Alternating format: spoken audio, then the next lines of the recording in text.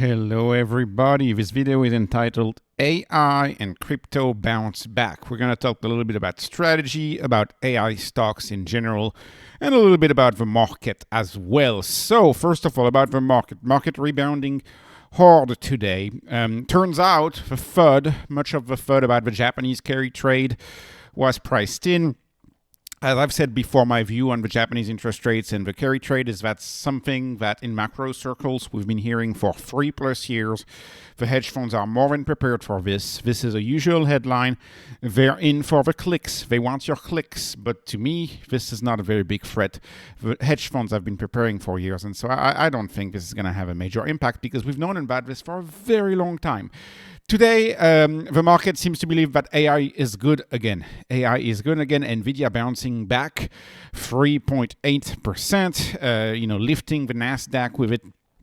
And manic depressive Mr. Market here 2 days ago was selling off Oracle, saying Oracle was bad, spending on data centers is an awful thing, we shouldn't do that. And now today, all of a sudden, the market finds out, oh, we actually love Oracle. We actually see that Oracle could be a cloud provider for TikTok. So now we love Oracle, hates Oracle, loves Oracle, AI good, AI bad, crypto good, crypto bad. The short-term nonsense of the market can't make up its mind. But us, as wise investors, at least it's what I believe is AI is very, very much real. I was listening to podcasts today about all of the breakthroughs that we're possibly going to have with AI next year. Pretty insane stuff, solving math mysteries. More and more Nobel Prize coming up for people who are in just computer science, nothing to do with chemistry, but they get the Nobel Prize anyways because they solved big issues. Big teams at Google working on so much. We're gonna solve so much with AI. AI is a real innovation. AI avatars coming to the workplace. Pretty darn insane stuff. No, this is not a bubble. That's my view. That's what I think. It's not a bubble. And crypto is real. Why is crypto real? Because Web3 is going to replace Web2. And decentralized systems are going to replace centralized companies because in the future, we just have everything run on blockchains. We don't really need to have old school and centralized entities except for compute heavy tasks. But there's a lot of tasks that are not compute heavy, like an insurance company or a bank. That's not compute heavy, right? So anyways, and even if you have compute, you could also see some compute move on chain with different protocols. But this will be down the road with infrastructure as a service and all that sort of stuff on Web3. Web3 is real, and Bitcoin was just the first implementation of that. There's much more coming up. Let's talk about Bitcoin miners. Bitcoin miners, of course, related to energy, related to AI. Here's the thing about all of these Bitcoin miners. And again, I love all three of those. CleanSpark, Marathon, CIFR mining. By the way, there was a piece of FUD against against Mara today on X, a piece of FUD saying, oh, Mara doesn't have AI. That's absolutely not true. If you listen to the Mara conference call, they're all in on AI. They're just not going after GPUs. They want to do some TPU type stuff.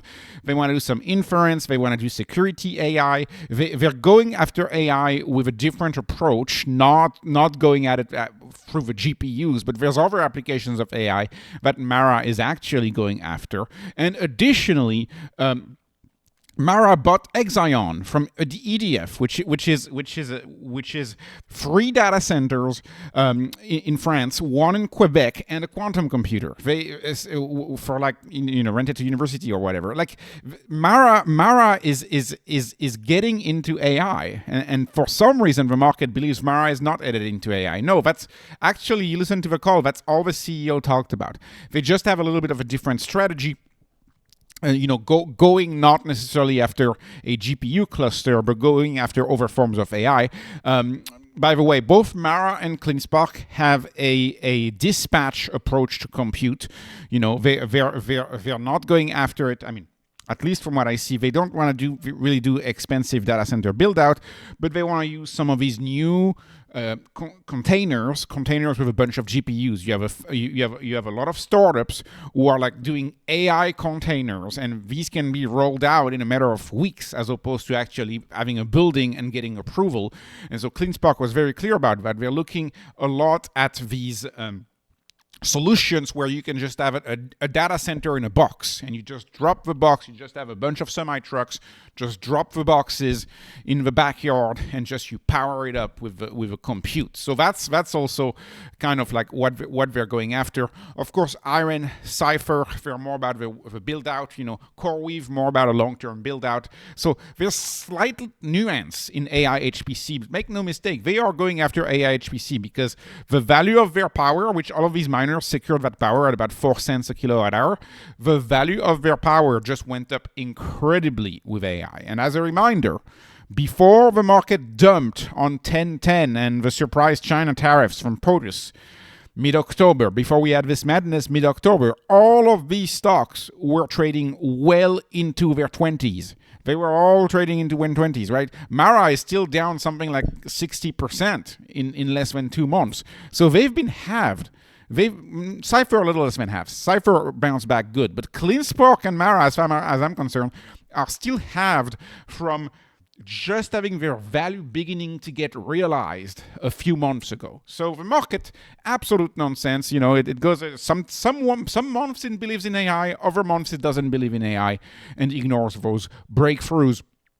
Let's now talk about strategy. Wow, okay. I was going to talk about Nebius, but for some reason my Nebius slide disappeared. Where's my Nebius slide? Okay, Nebius went up 15% today. Nebius was absolutely outstanding. The bounce back of Nebius is real. The market was also unfairly punishing Nebius. What I had on my slide about Nebius is that they traded down to 75, which was absolutely insane. Plus, Nebius are more and more confident about their AV ride division seeing some value in the market, because as we see a lot of people, a lot of TradFi trying to tap a valuation, to put a valuation on Waymo, that means that I anticipate a lot of TradFi analysts will begin to put a high valuation on an AV ride. I think AV ride is a less spoken story of Nebius. I've talked about Nebius a lot on this channel. Nebius is bouncing back. It's bouncing back just like the miners, and that's very good. I'm very happy about that. Okay, moving on. Now we talk about strategy. So, strategy. What's going on with strategy? Strategy today is outperforming Bitcoin. Beautiful. Remember, well, actually, let me see. Oh gosh, sorry. Yeah, actually, we're underperforming. We're underperforming. That's what I meant to say. We're actually underperforming Bitcoin today. We should be up 6%. We're down 4%. Sorry about that. Sorry about I misspoke here. It's been a long day. We are slightly, well, we are underperforming Bitcoin. So maybe he was ATMing. Maybe there was a little something going on. Yesterday, actually, we were a little bit overperforming Bitcoin a little bit. Today, we're underperforming. But, we're still going up, so we'll take it. The point that I wanted to say in this slide is that there's old FUD that's being rehashed against strategy today. This Reuters news article, this is about the MSTR index, and this is, amalgamation. Like they're still talking about, some analysts believe that other indices may follow suit. Well, guess what? There's only one other main index. There's only one index that matters, and it's QQQ. And QQQ has no committee. And we know we're staying in QQQ. So it's fully a FUD article. Like, it's a FUD piece. That's all it is. It's just rehashing the same data that we had 3 weeks ago that we know MSCI is reviewing and having that 50% arbitrary threshold for Bitcoin holding companies. They're just rehashing that to go after these companies. Like, there's nothing new at all. And by the way, MSCI is an index that has never really mattered that much. It's always been about the QQQ for strategy. Now, MSCI may matter a little more for other companies, but for strategy, it's all about the QQQ, and the QQQ has never been in place. So I think strategy could be down today because of that FUD piece. But it doesn't really matter in the long run. We are slowly getting back to stretch towards 100. Not quite there yet, 98.74. What's going to happen is stretch whenever we get that dividend hike in January, which we will. If we stay at 98, we're going to get a dividend hike. Saylor will force Stretch to trade back at 100. He will force it to trade back at 100 by raising the yield. And so we are slowly getting there. We will get there. It's all about being patient. And I know, unfortunately, a lot of people in this space don't have patience. But eventually, Saylor will get there. Also, as I reported yesterday, Saylor's working on some form of a dollar, of a digital dollar or a Bitcoin-backed dollar. So not necessarily digital, but a TradFi-backed dollar, a Bitcoin-backed dollar that trades on TradFi rails, potentially with a partnership with banks. That's what he's working on right now. So I would expect also that to be a catalyst whenever that gets announced. Okay, I talked about the FUD. There was a new interview that was released yesterday about Saylor on two big issues. We have the views of Saylor on two big issues, and I kind of knew both views, but that's okay. So Saylor, so if you've been following the more technical debate of Bitcoin knots versus Bitcoin Core, where does Saylor stand in this as one of the largest holders of Bitcoin? Well, Saylor, I'm going to conjecture, he didn't say it per se. He said we should be very conservative at changing the protocol and we should go very slow. So based on the tone of Saylor, I'm going to say that he stands with Bitcoin knots and he does not want to have spam on the chain. That's my take on Saylor's vision. So Saylor doesn't seem to be standing with Bitcoin Core. He kept saying, we have to be very, very conservative and we have to essentially not change anything. Or if we do, changing something very, very slow. And this led on in that interview with Galaxy Digital to another question, which is, what does Saylor think about quantum? Well, Saylor, like most people, think that the Bitcoin protocol will have to be updated at some point. But he's saying that's probably a 2030 issue. And he's saying that that update in the protocol is likely going to be very, very, very bullish for Bitcoin. Because all of a sudden, once we update the protocol, and I don't really know what route it's going to take, but once we update the protocol, those at-risk quantum wallets,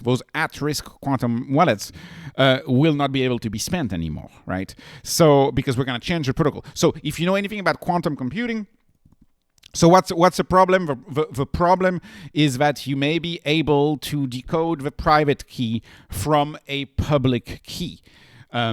But here's the thing. So if you've been in Bitcoin for the last 10 years, you may know that there's no such thing as displaying your public key on the network, because every time your hardware wallet just rehashes everything, so your address with your Bitcoin never becomes public. In the early days of Bitcoin, that didn't used to be this way. In the early days of Bitcoin, I'm talking about 2012 stuff, 2013 stuff, people used to keep the same wallet address and just spend from that wallet address. So it led to the public key being broadcast. The public key was broadcast. Those public keys that have been broadcast back in the day, I'm talking about more than 10 years ago, those public keys may be at risk to be decoded by quantum computer. And so that's why we probably need to move the protocol sometime beyond 2030 to a world where you actually can't spend the money from these old wallets anymore. At least that's the direction that I think this is taking.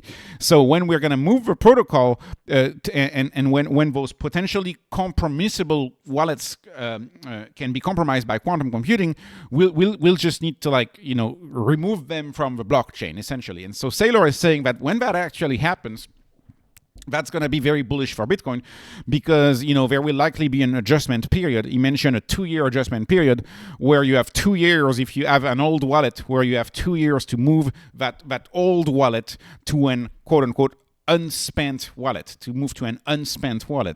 and so the people who would move that Bitcoin from 2013 to a new address without a public key displayed, those people would still be alive.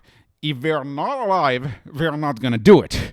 And so Saylor is saying that this quantum proofing of the algorithm actually could be extremely, extremely bullish for the network, because all of a sudden we will find out that there's actually only 15 million Bitcoins and not 21 million Bitcoins anymore in the protocol. There's actually only 15 of them because we had to quantum proof the protocol so that nobody could mess with the old wallets.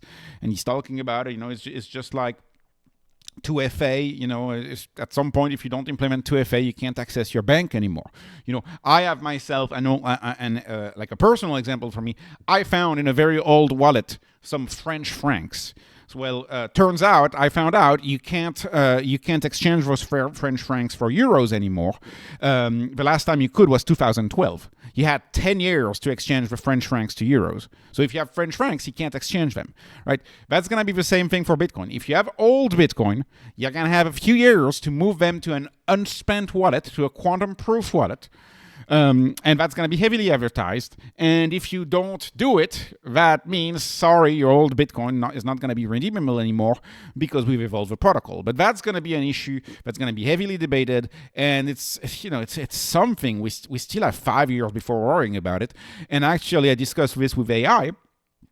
AI thinks SHA-256 can actually be broken maybe in 2040. So we're not there yet with quantum computing, but it makes a good third piece. And by the way, this is not the only time Bitcoin has evolved the protocol. Bitcoin's evolved the protocol many times. Like when we change wallets and we move to the best practice of not respending the money with an old wallet, that was a big change in practice. So Bitcoin evolves. The protocol evolves, but it evolves conservatively. Anyways, let me finish with Solana. I rejoice for Solana, happy about the bounce back. Can't believe we hit 117 yesterday. Solana's bouncing back. DeFi Dev is bouncing back. Upexi is bouncing back. I had somebody in the comment section yesterday tell me, what's going on with DFDV? It's so awful. The stock's down. Well, here's the thing. All of these treasury companies are not going to do well if the underlying asset does not do well. If Bitcoin were to go to 60,000, God forbid, I don't think it's going to happen, but then I don't know. If it were to go to 60,000, strategy is going to go below 100. Like these companies have always been dependent to the price of Bitcoin. It's always been the main caveat, price of Bitcoin or price of Solana. So why is the FDV crashing? Because Solana's crashing. That's why the FDV was crashing, right? Why is strategy so low? Because Bitcoin crashed like we wouldn't have believed. Nobody believed that 6 months ago. Nobody believed that we would be much lower than when POTUS took office. I mean, I can't understand why Bitcoin is so low, but it is. That's just the way it is. So, we can't predict the market. That's just the way it is. That's why you should do spot stocks, spot Bitcoin, no leverage. Just sit tight and enjoy life and wait. That's my philosophy. Anyways, this was not investment advice. This is not financial advice. This is only entertainment. I'm hoping you were entertained. Please subscribe, follow me on Patreon, follow me on X. Thank you for watching and have a wonderful, wonderful day.